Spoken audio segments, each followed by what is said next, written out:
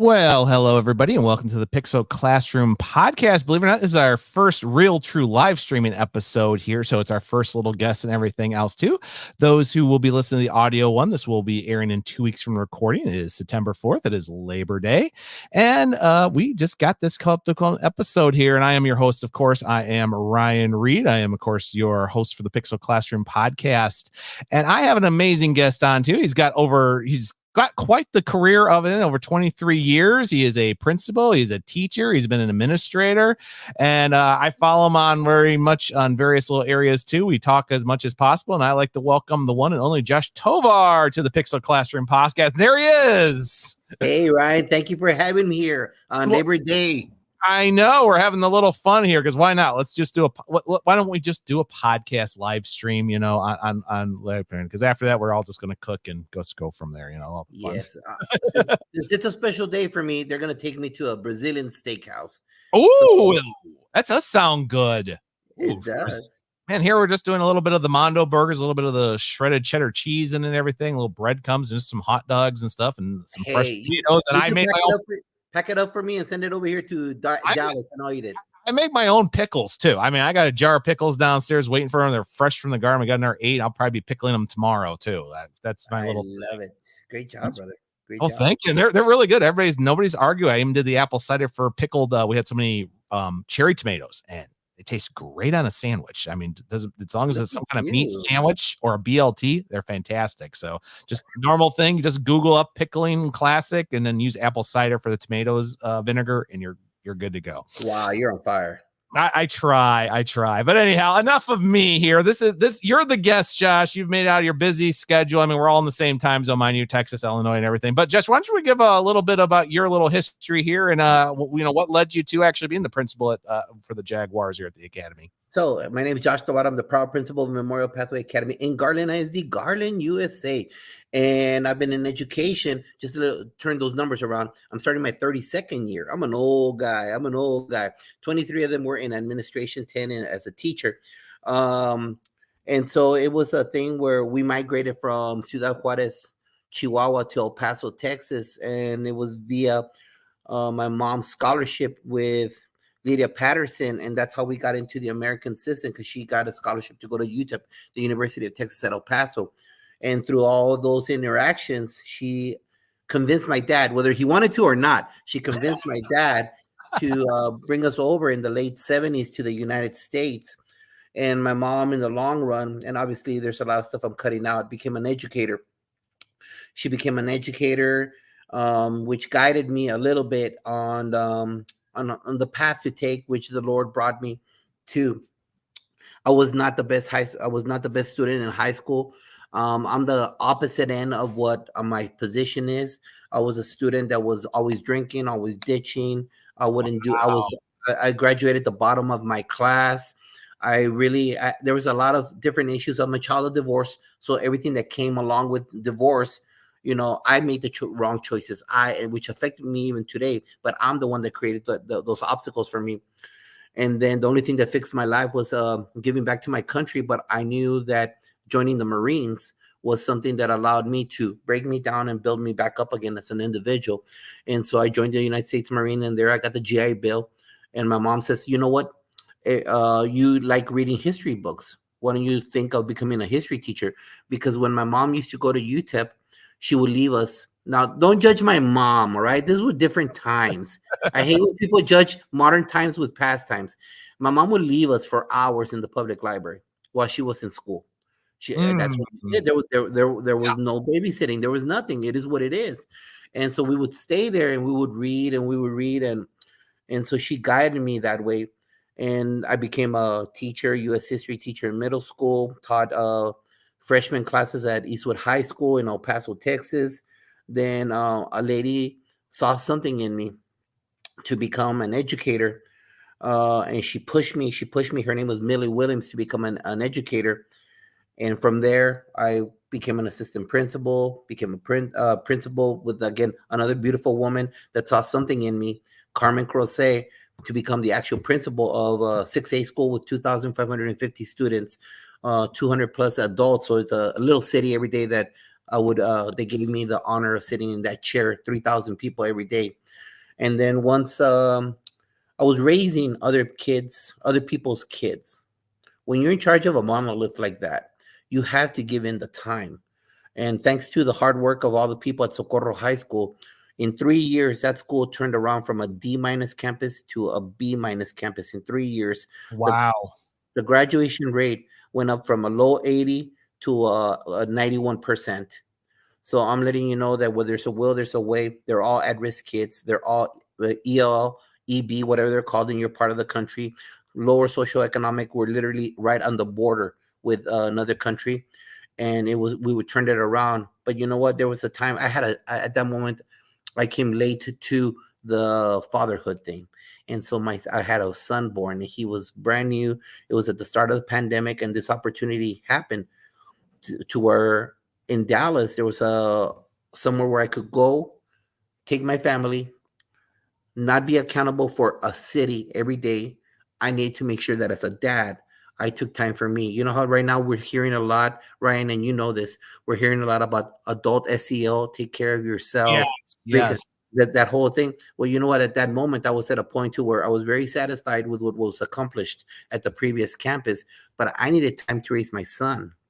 I would go to freshman games. I would go to sophomore games. I would go to the eighth grade games because those kids were coming up to me. So I would Mhm. be spending time at the middle school. So I would be spending time at the elementaries because I knew that that was my pathway. That was my learning community. So I need to be visible at all those events. But I was raising other people's kids. And so this opportunity at Memorial Pathway Academy in Garland ISD allowed me to spend time with my family and go home at a decent time. That's actually a really good point. I mean, some people ask me, like, and I told you just before we started recording about my current school district is, right behind me, and my son's there not right now. He's a 7th grader in the school district, and my wife's been in elementary. But it was very important in my previous one. I would spend some time at the middle school, and also that was where our central office is. Here at my current one, the high school has a central office for. But I would talk to a lot of those 8th graders, and just last week I decided to volunteer and it was a marshal for cross country. And a lot of those 8th and 7th and 6th graders, I've actually known them because I've lived in this area for, hard to believe, almost 11 years. But some of those kids talk to me. Their older siblings are in high school. They're, oh yeah, this is Dr. Reed. You really got, oh, this is Mr. Astley. And you've really got to talk to them because you're gonna have their class one of these days. And I kind of found out right there that was the first time I was really exposed to actually understanding those kids are coming to me. I mean, like I said, you were in a large school district. My first school I ever worked with, it was a very large school district. And then I kind of went to private, I went charter, and then I went to a smaller one. I mean, where I was recently at Stillman Valley for 5 years. I mean, our biggest graduating class my last year I left was 121. The last class just graduated was 109, and their current class, I mean, don't go. I think it's changed a little bit. I think it's around 98. And then my current school, we just had 105, 131 for the current year. Next year, 115, and then we're back to 120. And then the next two classes are 110, 99, 110 as of right now. Like I said, I said those kids won't be here for 6 more years. So who knows what they're going to be? But it's very interesting. Like you said, you had over 2,000, and I've talked to you, and I've talked to other teachers that have done it. I mean, some are like, oh, yo, you think that's bad, Ryan? Come to Palatine. I have 60 kids in my class. Good luck knowing all their names. I know once in a while you'll have 1 or 2 not knowing, but you'll eventually learn them. They're like, I said it's a good semester when I know all their names by Thanksgiving break. I said that's always my dream too with some of the kids. Right, and it's being able to do those connections with the upcoming kids, and I think you understand that based on the comment you just made. That connection with your whole, it really does become a learning community. Because right now there was an example given to me at the end of the school year, this past school year, the 23 year, that one of the teachers from the campus that I left, my class has already graduated. Because every principal, I don't know if you all know this, but every high school principal, their dream is that they see their first graduating class. Mm-hmm. So when you're hired as a principal, that those kids, those freshmen, they're yours. So you want to see them graduate. That's the ideal, because if you know or you don't know, the high school principal chair is very taxing. It's very heavy. It's filled with politics. It's filled with a lot of issues out there, and so it really drains people that sit in that chair. And so the point of my statement is that kids that I used to go and see them play basketball at the feeder pattern were still talking about me, because I would walk in with a big flag, with a high school flag, and I would walk into the gym and I would bring some of the assistant principals, and we would sit up in the middle of the bleachers with a flag. And whenever we were winning anything, I would be waving the flag, knowing that, hey, you are my children. You will be coming to me. So that stays, that stays in their psyche. And even kids, even after I'm gone, they're still talking about that kind of situation. So it's crucial to be visible and be making those connections with them. And I love that, because that's what allowed that growth to happen within our learning community. Yeah, I think that's a very good point too. I mean, like I said, when I left Stillman Valley, I mean, those freshmen were my kids, and I was there at least the very ending, because many even asked me too when I left that year, because I knew it was coming. I had made the announcement about a month before I was leaving. I was not returning that school year because I still had siblings. Like I told you before, saying one of my former students is actually a teacher with me, and I had her and her two sisters, and one's in nursing school, one's a junior. But one thing is that how that was a kid, because when we had the cross country meet, we of course had Stillman Valley there. All those kids knew me, and they were like so happy to see me, and they were just like really happy. But then my current kids were with me too. But it was I joked with two of them, because one of them they got the 3 mile cross country run into them, and one is she wasn't doing right. I got to rip her bib, because that's how we do the number thing. And her name's Harley, and she's looking at me. She's like, Dr. I'm like, Harley, let me get it. You need to walk it. You did a great job. You made it. You did a good time. She's looking at me. She's like, I don't know if you're not throwing up on me. Is what I told her. And she's like, thank you. I said, well, get the water. You did a good job. And then not even a minute later, one of my current kids, who was also a junior, came running, and she, much different. Like Harley's here and Kira was here, and Kira was the same way. And I'm like, you did it. You made it. She's like, thank you. She's like, you're not throwing up on me. She's like, I'm going to try not to. So our joke was, I had a former and a current student that were about to throw up on me. It was a beautiful day though for the run. It wasn't too hot. It wasn't too cold with all the crazy weather and everything else. But I later on had Harley come back up to me, and she's like, I'm happy you were here, is what she said to me. So that hit me kind of hard right there. Do you agree with me? Tell me, don't you think every sport that our kids do, they're hard? But don't you think that cross country is one of the hardest sports out there? Well, it's quite my wife did cross country, and with epilepsy, that was the only thing. She did track. Most people who do cross country tend to do track. I mean, they kind of think track has more open-ended to, but I think it's the hardest taxing, because that is always consistent. Like if you do basketball, okay, you're the 7'2" guy, you're going to be the post. You're the 5'9", 5'10", and you got man handles. You're the point guard, or you're 5'6", but man, can you hit that 3-pointer without even taking a look at that basket and everything? So you have different drills. I mean, not that it's not hard. Also, I feel there is a discipline, but also a challenge for any sport. I mean, even if they're doing lacrosse, I mean, schools that are big enough to have lacrosse teams, but cross country is can be very on thing, because by middle school, I mean, some of those kids, we saw those 6th graders, that was their first ever, and it was a 2-miler. They're thinking in the back of the head, oh God, the mile's coming up next month. I got to run around the whole school twice and then stop at the football goalpost. Right. That's my mile. Right. And here's some of these kids. Yeah. Their face. I highly recommend people to go support cross country, because you really see the challenge of man versus self in those runs. I got a big belly. I don't run them. There's no way I run, all right? But I try to keep up with points. If you go enough to the meets, you know where to stop and to go see the kids, encourage them. And there was this one spot that you just see. It's up a hill, the famous hill, right? Up the hill. They say when the going gets tough, you're most likely going uphill. It's been a saying in cross country for decades. The grimace, the challenge, and you hear them. Their face tells you they're fighting with themselves. They're pushing themselves, and it's such a hard sport. And so, I commend all those kids, those coaches, and those parents that support those kiddos, because you know what, they really work hard. Okay, shout out cross country. Yeah, that's a big one. That's the air horn. There you go. The first air horn of the season. There you go, everybody. Somewhere George Chorus is laughing. Anyhow, but no, it is quite the thing. I didn't know what cross country was until I got to middle school myself. I mean, I always thought, oh yeah, football, yeah, the basketball, and we had soccer. We had spring and run. And I played soccer from the age of 4 to 14. And then it was the decision, like, do I want to keep playing in high school or do I want to try a different sport? And I did basketball because I was, I'm 5'11", so I was a little taller. And I did baseball like a normal kid, but I kind of realized probably about the age of 9, like baseball isn't me. I like the idea of baseball, and go Cubbies and a couple other things, but I realized it wasn't the sport where I was going to send, practices 3 days a week to be out there and like, oh yeah, we get here at 5. I might be done at 11:30. Mm-hmm. Versus Right. like a soccer game, it's time. And like I said, I played soccer, I didn't go up, but at least when it's like, hey, if the game's starting at 6, there's a timer. Yeah, you might get overtime, you might get timeouts or penalty shots. You're more likely going to be gone in 2-3 hours. Versus baseball, you might start at 6 o'clock, you might not be coming home till 10:30.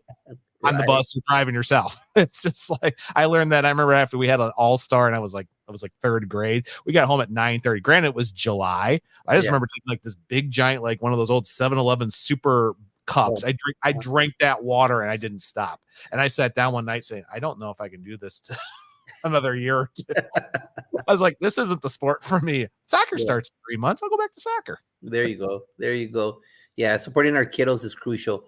Make sure that they see you out there, and I think that's one of the things that I've always believed in. And if you see me or you follow me, I always say this: kids don't care how much you know until they know how much you care.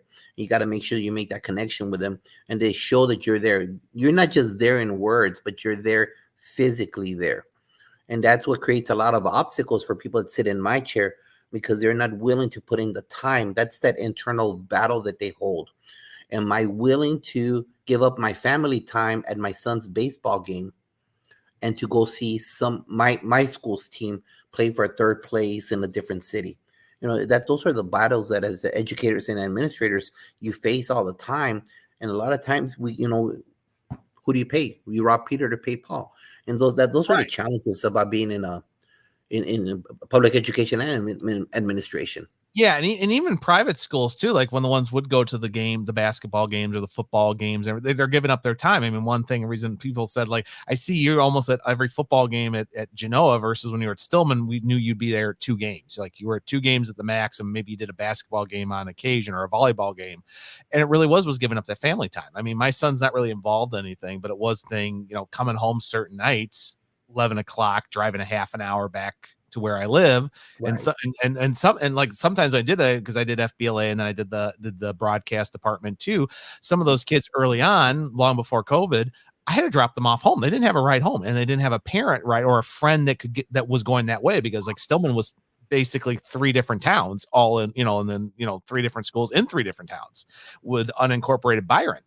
And the truth is, some of those kids did not have homes. It was like they didn't have rides. I had to, you're going that way. Can you drop so-and-so off at the trailer park? Can you go so-and-so off the dirt road they left just before the turn to 39 going north or south to Rockford?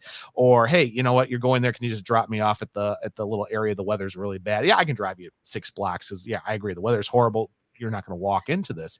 And I think it was always a good thing versus I had I had coworkers and friends. They were there at every game. It wasn't just, them earn an extra $40-$50, but they were there and they coached and they had a relationship, and it was just part of it. And their families were used to that, and they were used to that commitment. So, and it's very interesting now here 2 years later at my current school district, just how it matters. But now at the same time is like, I see it a little bit more. And I also say I'm not sacrificing as much, but the kids, like with the cross country meet last week, I saw how much that really did mean that I was there for them, even my former students. Well, I'm glad. Hey, whoever sees this on YouTube in Taiwan, or you see this in Sri Lanka, just know, yes, all administrators across the United States, we hear the same thing. Can you take me to the trailer park? Oh, this is my favorite line. My mom is almost here. She just got off of work. Only 5 minutes, 30 minutes later. No, she's almost here. Been there. Exactly. But it's a joy, in the end, and I agree with you. It's making those connections with them. It's a beautiful thing that we have, that we're in the best profession out there, the profession that creates all the other professions. Public education. I agree with that. Yeah. That's one air thing. Now, going on to, we talked about the SEL thing, but you talked about adults. I mean, like you said, starting before COVID, I know it's been huge to me. I mean, I've dealt with depression since I was a young teenager, and it had a flare up a couple of years ago, believe it or not, before COVID. It actually, because I got in thing, I went back to counseling and a few other things too. But it's very interesting how many adult teachers, and you said administrators, like I said, I've worked under all of them. I've worked in fantastic award-winning educator. That were administrator. I had one administrator which sadly they were the person that showed up. Didn't mean they were the best at it, but they showed up. And I had the ones that were in between, where they had good years, they had bad years, or boy, I did great under this superintendent in this board, or this board is kicking my butt and I don't know if I'm going to last here much longer. But it's very taxing on all of them. Doesn't matter if you, like you said right there, you went from a school from that low graduation rate to such a high end graduation. But like I said, it takes a lot out of you. What is really trying to find that balance? Believe it or not, as an administrator, whether you're a principal, an assistant principal, an athletics director. I mean, I know our athletics director, he kicks a lot of butt, but that's a lot of work he puts in himself time, and his kids are grown, but and luckily he lives close by too. But I've seen coaches and I've seen administrators where sometimes they never leave the building until when custodial staff is leaving. Like custodial staff is leaving, not everybody else is left on the last one, versus like, oh, here's Rhonda and here's Joe and it's 10:30 and they're going home now. Oh wait, you're still here. What's going on? I feel that like Principal Cafela says, we chose leadership when we sit in those chairs. When we do that, and I always repeat this when I speak to assistant principals that I work with. When I was an assistant principal, I begged that they call me for an interview. Please call me for an interview. And then when the committee passed me to the second round to talk to the superintendent, I begged that they call me for that. All those road trips to school, all those papers, all those Sir Giovanni books that I read or didn't read, all that, so that I could get that chair. Mm-hmm. Well, I cannot be in that chair and complain about where I applied. I know where I applied. More often than not, you get to choose where you apply at. And if you know you're walking into a low-rated school, if you know you're walking into, as per the requirements, the data, whatever it might say, and you know you have to put in the time, you can't complain about that. You can't complain because you begged the Lord for that chair. If you knew you're walking into an F campus and a D campus, I don't know what stage you're in, but you know that you're going to have to put in the time. And that's why it's crucial that before you apply and you're married or you're with someone for a while, you have those conversations with them. Like Sean Hurd said in his podcast, because they are joining that school with you. Yep. And if they're joining that school with you and it's a D school, an F school, your partner needs to know that you got to put in the hours in there. No, they cannot go to your anniversary because there's a championship game in another city. And the principal has to be at the by-district championship game. Exactly. So I don't care, wife. I don't care, husband. That's the night of our anniversary. That's the time we're defending the state championship. So that's going to come second, maybe third to that. So it's very important that we put first things first. And that was a commitment when you interviewed, when you put out that application and you had the superintendent take out his keys and says, here's 10,000 billing keys for the school. It's your school. Now go fix it. Then you have to put in the time. And that's where people start getting that seeping, that spirit out of them, because they see that their child is growing up. They see that they don't see their wife. They don't have those family dinners, or they're spending more time over here with girls' flags. They're spending more time over here with sub-varsity in whatever sport, you name it. They have got to go to orchestra. You can't cheat orchestra. You got to go see orchestra. You really can't. You can't. You can't cheat out orchestra, because those kids also will admire you and love you when you go see them. You can't cheat any of the programs that you have. If you have a high school with CTE, firemen, criminal justice, culinary arts, fashion design, you better go make your presence there. But that is all the conversation you need to have. Just having a posting on the internet saying applicants wanted for this, that's not, you got to know what goes behind those things. So as an administrator, it depends where you're at. And once you establish your vision and you have the machine rolling, it's harder, because then you people can become complacent. Because as Jim Collins goes, Going good to great, the number one enemy of great is good. And we Mhm. can't be complacent. And the kids aren't the same. I'm a product of class of 1988. I'm an old guy. My 53rd birthday. Kids that walk to school with a Sony Walkman is not the same kid that has this. Nope, they are not. Or, and like I said, the same thing with here with the ear pods or anything else too. It is completely different. My cousins, like I said, one of my coworkers, he graduated the year before my one cousin I told you about earlier, who was the principal, and she was a year behind him. And completely different world than he said himself. And he does tech. He comes to me like, hey Ryan, I just so I know, what are we going over this? And there's something like he's been learning AI, like the teacher AI is like Bit and Digit, not just Chat GPT.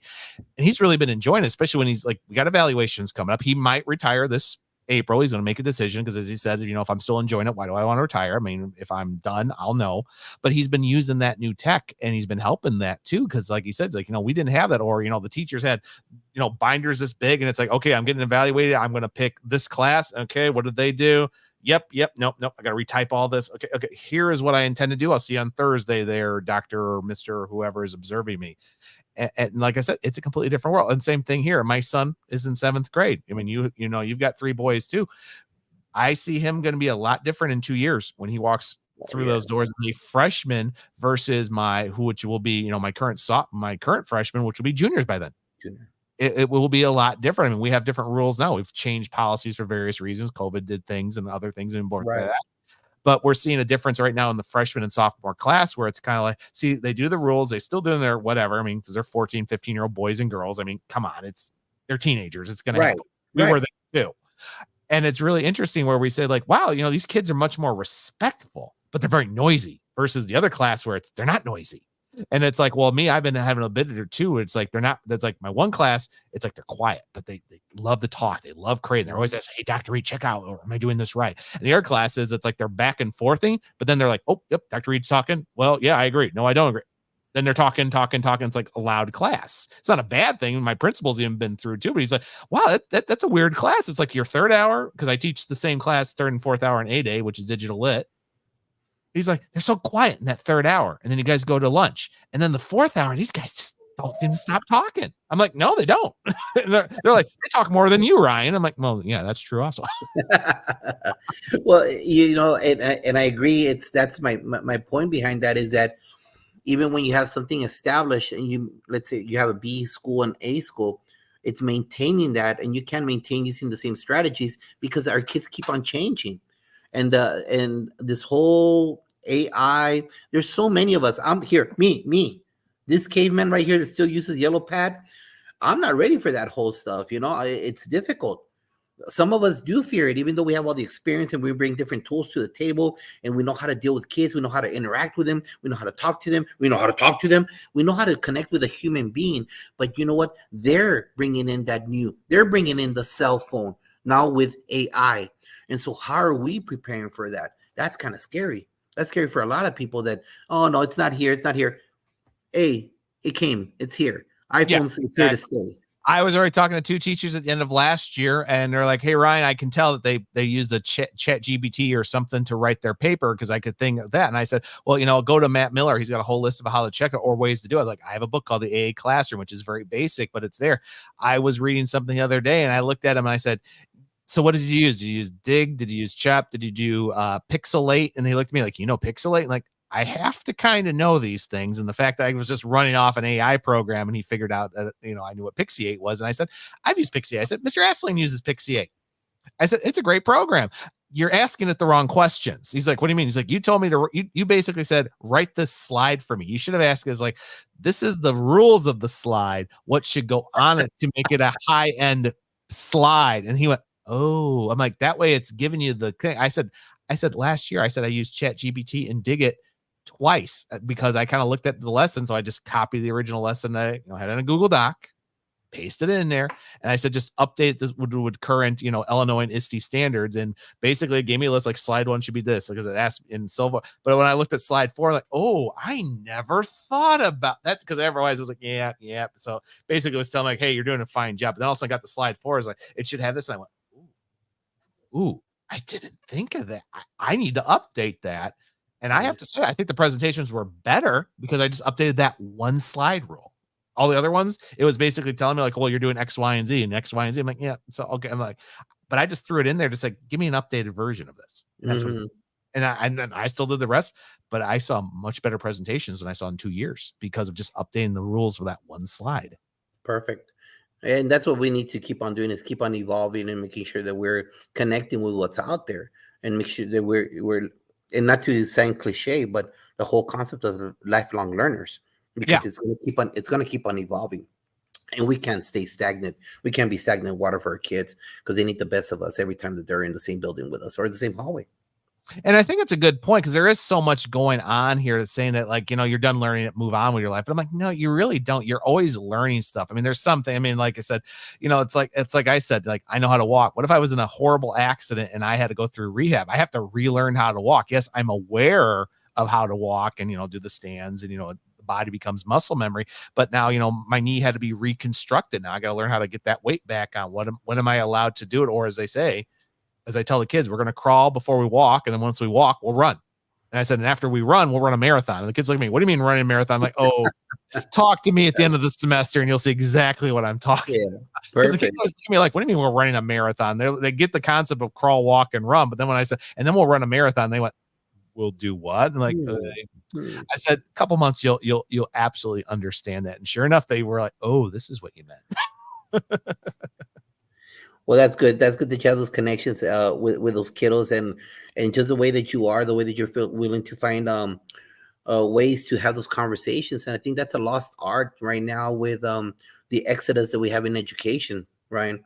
I think that that what you just discussed about going to go see the cross country, about having the conversation with a kid about what AI system they used, all that minutia is crucial to building the bridges.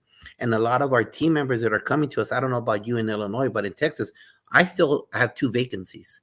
I Right. still can't find people, and and God bless them, the people that apply. We just have a mindset when we interview, right? And we have a mindset of, are you good for kids? And if you're good for kids, can you fit into the team? So I'm visioning you in team A, whatever, ninth grade team, team B. Do you fit that position that we have opening? And a lot of right now, all educators will tell you this. It's hard to find those right fits. And then when you do have that, a lot of them don't have the connection with the kids. Goes back to having that. And you've seen this, Ryan. You've been around coaching. You've seen that football coach rip or that basketball coach rip that kid on the sideline, rah, rah, rah, rah. And you hear that guy, and you have two. I've seen both of these. Number one, yes, sir. Yes, sir. Yes, sir. Because you know that that athlete is loved by that coach. You Mhm. know that they will each walk on fire for each other. You know that there's love and a connection there. I've also seen that same thing where the kid starts cussing at the coach, throws his helmet to the side, and sits on the bench. Right. You know that there was no pre-love done. You know that that coach never established it. You know it wasn't there because kids will always allow you to push them as long as they feel that you're pushing them for love. That as long as you're pushing them because you want the best of them, because you know that you have and they have a growth mindset to become the better version of themselves. And that's the beautiful thing about our field. Our field makes, as that one YouTube guy said, we make a C look like an A. We are able to talk to them, inspire them to, hey, you got an 89, make that 89 feel like an F. You know what? It's because we know how to love our kids. And right now, that's the void that we have. Not only that, but as administrators are being pumped up because as superintendents are leaving, principals are leaving, Mhm. less experienced individuals are sticking around, which creates that new anarchy that we have. It's that undercurrent, as Jimmy Casas mentions, is that undercurrent that happens because they don't know about the dynamics of connections with people. And it's those things that I feel it's a lost art, and we need to keep on pushing it, making sure that they know we got their back, both the adults, the kids, the custodians, the cafeteria workers, the instructional aides, the bus drivers. They know that we got their back and always supporting them. But we, as people that sit in our chairs, role model those expectations. And if we don't role model those expectations, then that undercurrent will start happening. And it happens to all of us. It happens to all of really us. does. I mean, I think Adam Welcome said it best, both on his, principal podcast as well as in 2 of his books. He's like, some of the best people you need to know is your custodial staff, because guess what? They're doing the hard work and everything else. And that's one thing I can say through all my schools is, and that was the one thing at my previous school too, is I talk to the custodial staff. I get to know them. It's always nice. I thank them, or I say, thing. But what was always interesting at my previous school district is one time I was there and I helped them clean the tables. I had no class. I had time on my hands. A rarity, it's like, oh, hey, I actually have 45 minutes to myself. Everything's ready to go. There's nothing to prep. I'm good for the week. And I went there and I helped them clean. And they are 2 kids. And I could hear them very friendly. We're talking to my assistant principal, that with Jeff Volts. And they said, I don't get it. What is Mr. Reed doing? Like, what do you mean? It's like, he's helping them clean. It's not his job. And he's like, because he knows they work hard, and he's been there and he's cleaned that up for them too. And he basically turned to one of them and said, another thing is, and he gives you a hard time, or I give you a hard time, we're doing it for a reason. Right. You've got kids, and I've seen this, and this is, sadly, this is as old as time. This has nothing to do, and you can throw whatever relationship. But when you have a student that will go to a classroom, I mean, yeah, maybe they'll check their messages or try to sneak in everything, but they're still answering that thing. They still want a good job. They actually go to the teacher and say thing, and they have no problem. Then they'll go to another classroom, and they say, I'm doing my best to just get under this teacher's skin. And the question is, why? That teacher is giving you every chance. He's giving you anything, and you're just enjoying to see how much it is before you've violated a classroom, a school rule, to be sent to the office. It's like 2 kids that are kind of go thing, and then all of a sudden they start hitting each other, but they actually hurt each other. I mean, they're goofing around, but it's like, no, you're done. I'm like, no, we don't do that in the classroom. I said that right there. We keep our hands to self. We do not smack each other. You want to do that in your own home, playing video games over pizza? I'm not going to stop, because guess what? My friends and I did that when we were 8. We don't do it in the classroom. And there's like, I had another one. They were holding the volleyball. He was ready to go to practice. And I said, I'm fine with you holding the volleyball. It just can't go anywhere. He started messing with it, almost went on the computer. And like, what did I just say? And he's like, no, I'm fine. Like, where does that ball go now? I was like, goes to you, Dr. Reed. I'm like, thank you. And I said, remember, you still need practice. I'm like, I'm not dealing with Coach Foster, but I just told you. And that almost went into those brand new monitors. And that's a $600 monitor. And you almost broke it. Right. And I just simply said, don't do that. And then he did. And I'm like, and now you're wondering why I'm upset. But at the same time, the students have said to us, like, yeah, I've seen you yell, and then 2 seconds later, like, go back to like, and now we're going to this. It's like, what do you do? I said, sometimes the best teachers are the ones that are going to put you in your place, but they're going to pat you on the back the next second. And I like that you said that, and that's something for all educators to keep in the back of their mind, is being consistent. You mean what you say and say what you mean. And I like the example that you just gave. You gave the kid their place, because you know what? This generation is totally different than Gen Xers were. And so all right, you want to hold on to the ball, that's fine. But if anything happens, this is what's going to happen. So you establish those norms. And then if they choose not to follow the established agreement between you and that individual student, then you take away the volleyball in your example, but it's about following through. You see, when you don't follow through as an educator, and I think you might agree with me, Ryan, kids are going to keep on stretching that rubber band. Oh, yeah. In every single last way. And you're going to have more of a problem. And then it doesn't become day 1, hour 1, second 1 of the first day of school, you had 100% control. It's up to you how much of that control you'd release for negative choices. So you got to be consistent. Say what you mean and mean what you say. And also as an administrator. Because if that kid don't believe you, that you care about him and provide him with focused, structured redirection of behavior, then they're going to keep on coming back and creating disorder with that. Like the example that you gave, they kept poking at the bear. Oh, I'm going to get after that teacher. So you, Mr. Administrator, what are you doing to be consistent to making sure that there's no recidivism with your office? That Josh doesn't go back to you. And also, hey, Teacher X, what are you doing to make sure you don't allow Josh to tap that button, and that triggers you? And then you're going to be so angry you know what starts happening in October and in March, right? Those are the Hiroshima months. Those are the months. I haven't heard that term in a while, but yeah, those are the Hiroshima months. Those are the Hiroshima months where teachers start, boom, they explode on the phone to a parent, and then you got to fix it. Boom, they explode with another colleague in the teacher's lounge. So what are we doing to avoid Hiroshima month? What are we doing to make sure that, and the only way that's going to happen is, hey, educator, doesn't matter what chair you sit in, you have to be consistent with kids in a loving way. Be consistent and make sure that you draw that line, that hard line, because once they know that they're not going to be pushing your buttons, they're not going to be stretching the rubber band, then you know what? There'll be harmony all over. There will be consistent harmony because everyone has set expectations and we're all living up to them. What do you think about that? And it is. I think that's the best way, especially when we have observation. I mean, I have it. I'm non-tenure. I mean, previous school I was tenure, and then I had them every year. But we always go into that too with the observations. Like they always look at classroom management, and they will sometimes and it's usually it's two, and then eventually just becomes one a year. The normal we're in Danielson, and honestly, I love Danielson because I learned it when I was getting my master's degree. But it is very interesting when they go saying about the classes too, where it's like classroom management. But I had a friend of mine a couple years ago, true story. This was 2018, I believe that. And she teaches science, and she also dealt with mostly special ed students. And she was something she'd done hundreds of times, been 10-year students, been there 14 years. Principal comes in, and I love my old principal. I miss Leslie, but she came in, do a normal observation, and when that lesson started, those kids froze. Those absolutely froze. They're like, Mrs. Showers is here. They froze. So then when she went to talk to them and, normal, 68-minute class, they wouldn't respond. And then she going on and she taught very similar to me. We talk 15, 20 minutes and it's work time. Then I help you. You work on the Chromebook. You're getting that paper done. You're working on your science experiment. And I'm walking around seeing how, and they still froze. They completely froze.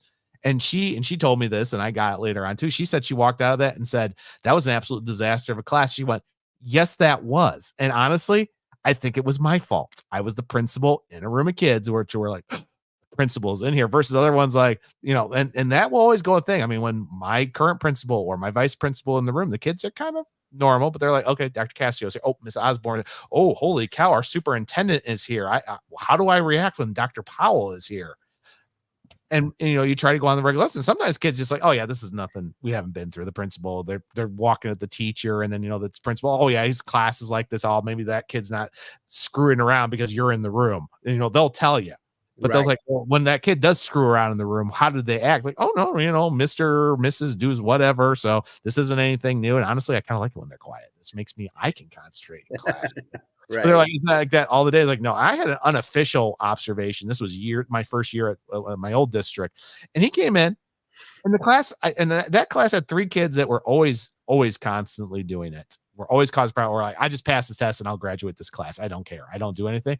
And he came in, did it, and thought it was he was like, that was a great class. The time was good. Your questions were good. The interaction was good. You had them on on their computers doing good. You walked around. I think you only had one kid that really you basically snapped your fingers like, we're done. I know it's the end of the day, but I'm not putting up with this. Once you get out of the hallway, I'm not going to stop you.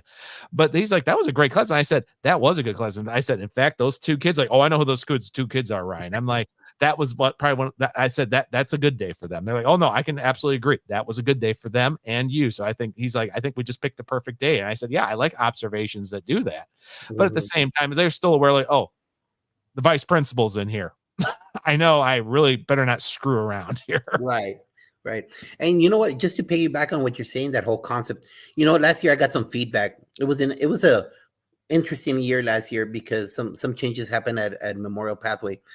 And so as I adjusted them, I got too caught up in the minutia of the central office aspect of it. Mm-hmm. I got caught up with it because then once I get a task, then I get those blinders, my Gen X blinders. I got to fix this. And so that kept me away from normally being as often in the classroom as I was. And just thinking about what you just said right now, at NASSP this past summer at the conference, some speakers were talking about what are you going to do to adjust, because it was the theme was SEL for administrators. Right. It was all that. And so I was thinking about, yeah, you know what? And then I got the feedback like, hey, you know what? We really don't see you that often. I'm like, no. But then you see, if you hear it twice, then it's reality. That's in my opinion. So then I go, all right. So I heard that twice. So then I got to readjust what I'm doing. And it's not a big school. It's a little school. It's not like that monolith I was living in. Right. And so I made it a point that I go, no, I need to change it. because it's easier for me to control situations, not control as in demanding control, but in regards to being there to have the support for our team members and our kids. So I did it. I go, why am I reinventing the wheel? I got me that portable desk, that mobile desk. I got my computer there. I got my 2 chargers, one for my addiction, one for my laptop. Well, and right there, hallway C, that's how I start off the day. That's my squeaky wheel. Then after that, I go to hallway A. Then I go to lunch duty with my little cart. I'm everywhere. Who needs something? Here, come, let's talk. Let's have any discipline problems. You sometimes hear, hey, Tovar's in the hallway. There you go. There you go. So I think that's another thing for us, brand new administrator, a new assistant principal, hey, new principal.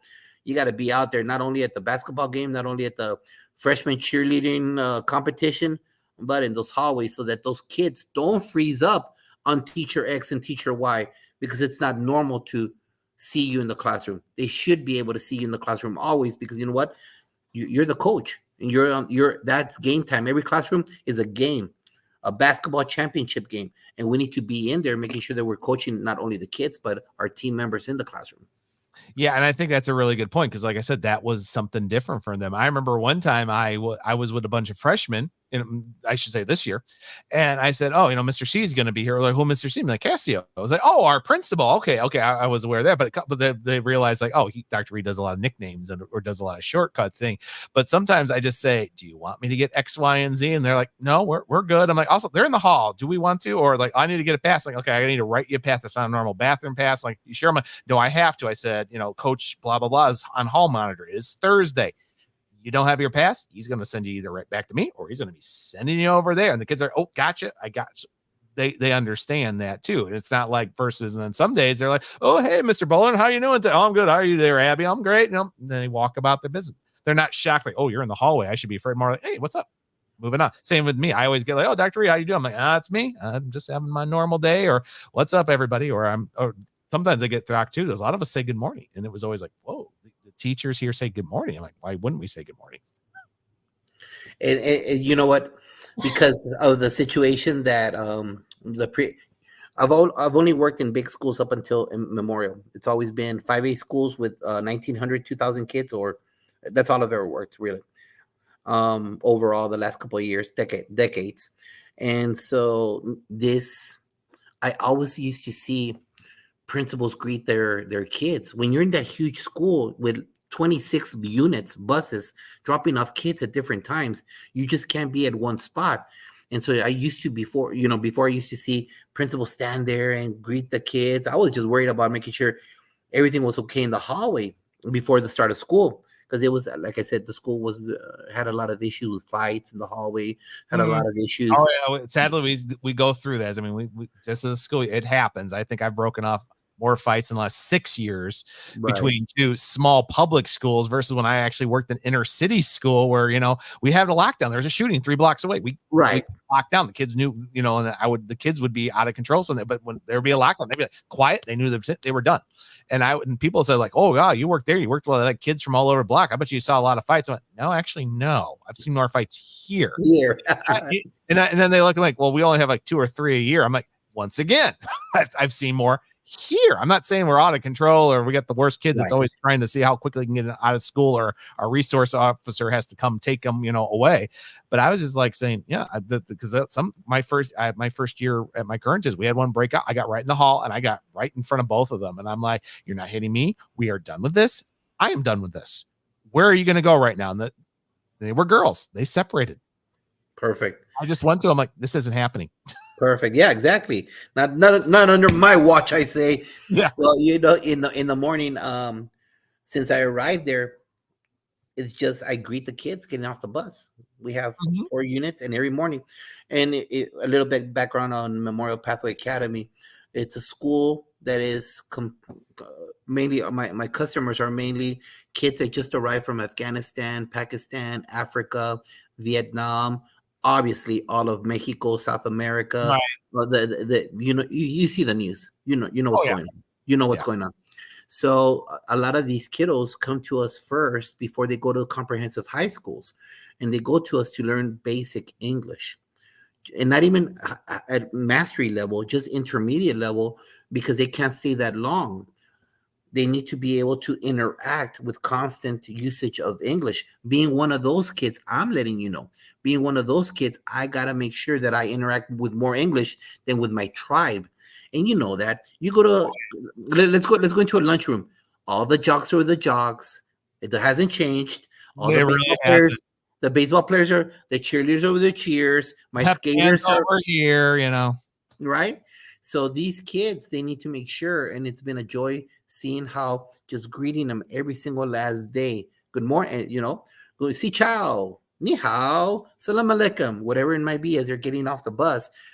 Just starting the day off with a, it's better than a scowl, you know, it's better than a scowl, because before that I would notice them and they would get off the bus and I would just be waiting for them because of the whole stand 6 feet apart and the measuring the temperature, you know, because that's when I got hired there. But as it evolved, that's where the early interaction was with them. And it's a beautiful thing. So if you're in a small enough campus, I really recommend that teachers, assistant principals, greet those kids at the bus. Make sure that you're there, and just the actual presence of seeing you there really lowers that fight or flight thing in the brain. Not only that, but you start building those relationships because you see what their backpack is. You start seeing the type of shirts that they're wearing, so you could have those conversations with them. And that's how you start building those beautiful bridges of success, those beautiful bridges of academic success, because they know that you're going to push them to be the best version of themselves. I think that is the best mic drop I've actually heard in actually the last couple of years here. I think that's a great way to say it, because I agree it is building that relationship, which I think is a really huge piece here. Because like I said, that's what we're always doing. Even as teachers, administrators, we have to have those relationships, because I think I found a quote. I can't think of the person who said it, but I think somebody said instead of saying, oh, you have that class, saying, no, this is my class. And everything else. And I tell them every day, even when I get upset or I yell at them or I have to send a person, like, I want you to do well. I get on you because I want thing. And I talked to a couple seniors, and I got one, and he's back and forth. Sometimes he does work sometimes, but he says, oh yeah, I gotta get this done. My mom's yelling at me. And I looked at him like, I want you to get to the red carpet in 6 months. I want you to get there, but you got to meet me halfway. I can't push you the rest of the way. I can get you right there towards the last, the end goal. If you were, he's not a football player, but I just said, like, I can get you towards the edge of the carpet. It's up to you to step on that stairs and get on stage. I can't do that. Perfect. I can get you as close as there. You're the one who's got to get yourself up those stairs. So, and it really is. It's like, 4 steps and you're up there. Yeah. So that's why I tell them, like, I'll get you the red carpet. It's up to you to get up those stairs. That's great. That our kids need to keep on hearing that advice, that loving advice. And that's a great way to start off the 23-24 school year, just by making sure that we're there and they keep on hearing it. And they don't want to hear it sometimes. And they say, don't say it anymore. I don't want to hear it anymore. It don't matter, because later on, hey, why didn't you say this? Hey, or they'll repeat your words. That's the best part. When they repeat your catchphrases or your isms, whatever the read-isms is, whatever the read it, I don't know. I know. Former students would call. I've heard you enough on your podcast that I know you have read-isms. I'm sure in your classroom you've got your isms there. Oh, and I say things too that they sometimes just like grow. Like I had one class where for some reason for the first 3 months I said, well, look at that. Eventually they started going like, well, you look at that. I looked at them like, I say that just a couple of times and you guys just never let me look down. I was like, oh, it's not a bad thing there, Mr. Reed. I'm like, well, I said it like a handful of times, and then all of a sudden the kids would repeat it. Well, we need to keep on talking to our kids. And you know what? You know what's scary about it, Ryan? What's that, Josh? That every once in a while you start hearing your mom, what she used to tell you, come out of your mouth. I actually do hear my mom sometimes. I said something the other day, and this was a true story. This was my summer class. I did a summer class, and I was teaching them basic stuff. When we finished it up with a game, we'd always play a board game. We did a thing with Monopoly. I said something and I stopped, and I only had 3 kids that summer for that class. And they looked at me like, what's wrong with Dr. Reed? I'm like, that was my mom.